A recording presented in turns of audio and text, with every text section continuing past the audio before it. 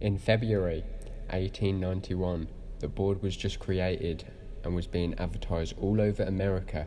Many news sources claimed it was able to contact you to the material and immaterial, and it was mysterious and fun.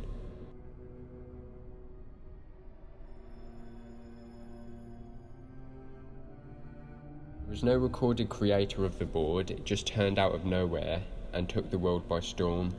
There were multiple owners of the board as a whole, since most of them mysteriously died and disappeared. The average lifespan was less than 50. Women died in childbirth, children died of disease, and men died in war. Even Mary Todd Lincoln, wife of the vulnerable president, conducted seances in the White House after their 11-year-old son died of a fever in 1862. The board found its greatest popularity in uncertain times, when people hold fast to belief and look for answers from just about anywhere, especially in the 1910s and 20s.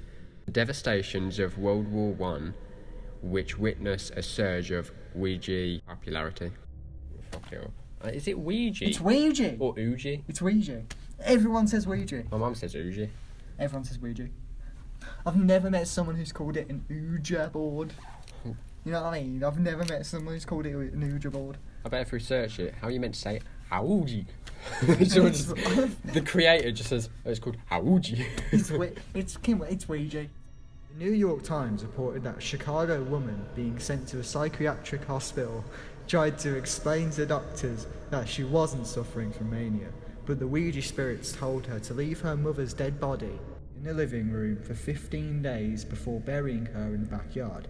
Newspaper readers thrilled to accounts of two women in Buffalo, New York, who'd murdered another woman, supposedly on the encouragement of Ouija board messages. Oh. The Ouija board.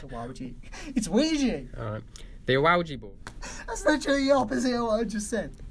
The Ouija board. We can't keep changing it. It's Ouija. We said Ouija board all the other times. If you just go Ouija board, Ouija board, you know. The Ouija board was extremely popular and won the world over until the one night when The Exorcist came out.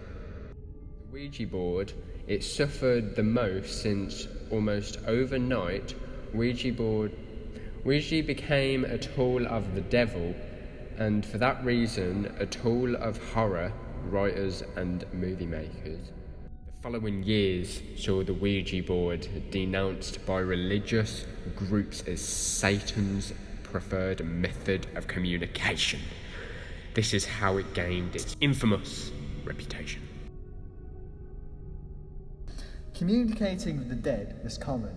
It wasn't seen as bizarre or weird, explains Murch.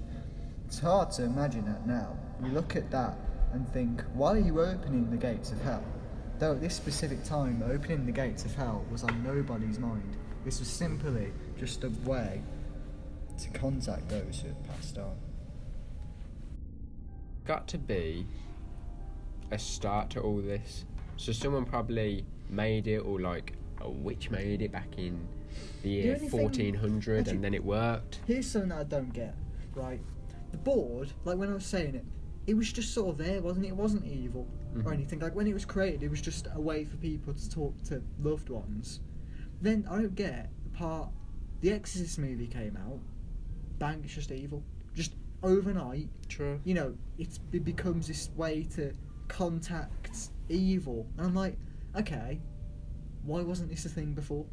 You know what I mean? Why did we never hear about people getting possessed by the boards, people, you know, contacting demons or fucking Zozo, whatever that is? Why did we never hear about that before the Exorcist movie? After that, it all went downhill, didn't it? Why wasn't it going downhill from the start? That's true. What I'm wondering. Like, that part just confused me when I read it, you know. I was like, it doesn't make much sense. Like, there must be something going on there. One movie can't just change something like that